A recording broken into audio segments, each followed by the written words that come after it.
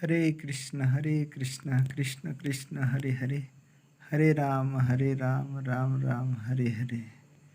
यह वृंदावन का गोकुल धाम में रमण रीति नामक स्थान है, जहाँ पर अनेक संग्रहित पशु पक्षी, मृग, मरीचिका, शाहमृग, कबूतर, पक्षी आदि हैं और यहाँ आनंद करते हैं। इस प्रकार से पशु पक्षी और नदी का किनारा है और इस स्थान का नाम है रमण रीति। रमण रीति मतलब जहाँ पर कृष्ण और बलराम बचपन में खेला करते थे, बाल लीलाएं करते थे। यहाँ की जो रेत है, जो मिट्टी है, वह यमुना जी के जल से और गाय के दूध से, दही, घी, गोमूत्र और गोबर से सिक्त रहती है, नरम रहती है, मक्खन की तरह नरम रहती है यह भूमि। और ये कृष्ण और बलराम के खेलने के लिए बहुत ही उत्तम और उपयुक्त। इस प्रकार से यहाँ कृष्ण और बलराम बाल लीलाओं को करते हैं। इस रेत में कृष्ण और बलराम खेलते हैं, आनंद लेते हैं। यहाँ करीब ही ब्रह्मांड घाट है, जहाँ पर भगवान ने यहाँ की मिट्टी को खाए थे, जो मिट्टी माखन की तरह मधुर है।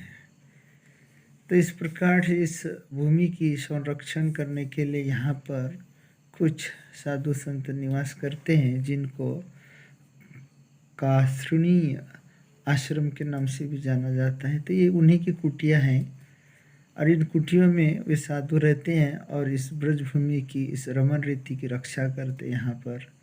यहाँ की साफ सफाई करते, सुरक्षा करते हैं। यहाँ कृष्ण बलराम की आरती पूजा करते हैं, पेड़ पौधे लगाते हैं, उनको पानी देते हैं और इसको सुरक्षित उन्होंने रखा है। बहुत ही मधुर स्थान है यहाँ देखने के लिए। तो इस रमण रीति में इस साल इस्कॉन पंढरपुर के सारे ब्रह्मचारी यात्रा आई हुई है और ये ब्रह्मचारी यहाँ पर इस रमण रीति में कृष्ण बलराम की तरह ही हरि कीर्तन, भजन, प्रवचन, यहाँ की कथा श्रवण और अनेक प्रकार से कृष्ण बलराम की लीलाओं को चिंतन और स्मरण करते हुए, उन्हीं लीलाओं का अनुसरण करते हुए, भगवान की लीलाओं को याद करते हुए कुछ इस मिट्टी में खेलने का प्रयास कर रहे हैं, या कृष्ण बलराम की तरह ही इस मिट्टी में आनंद ले रहे हैं इस रेती में। इसलिए इस रेती का नाम भी रमण रीति है। प्रेम से प्रेम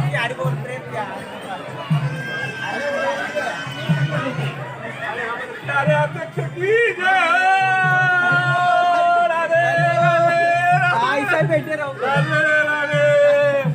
प्रेम से राधे राधे राधे राधे राधे। बोलो कृष्ण बलराम की। बैठे रहना चाहिए, बैठे रहना चाहिए, बैठे रहना है, बैठे रहो,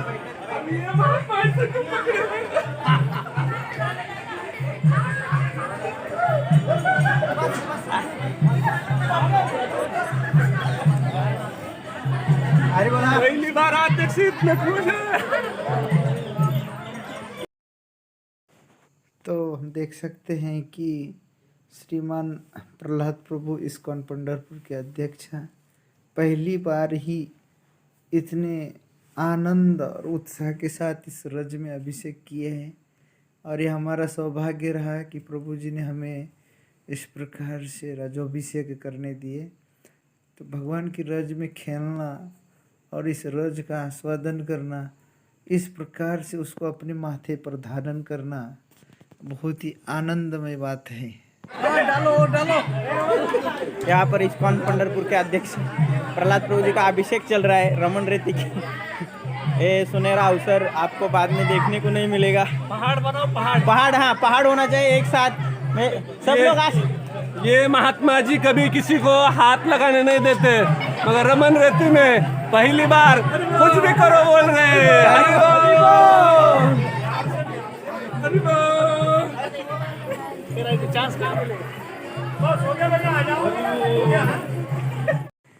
भगवान श्री कृष्ण अपनी मानवीय लीलाओं को जब कर रहे थे तो इसी रज में वो खेलने में इतने मग्न हो जाते थे कि मैया यशोदा उन्हें भोजन के लिए बुलाती थी तो भी वे नहीं जाते थे और खेलते ही रहते थे, खेलते ही रहते थे।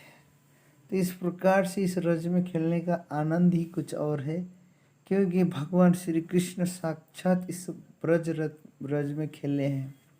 इसीलिए तो इसका नाम रमण रेती है। रमण रेती, जहाँ भगवान रमते हैं या जहाँ जाने से हमें आनंद होता है, इसलिए इस रेत का नाम ही रमण रेती है। इस स्थान का नाम भी रमण रेती है।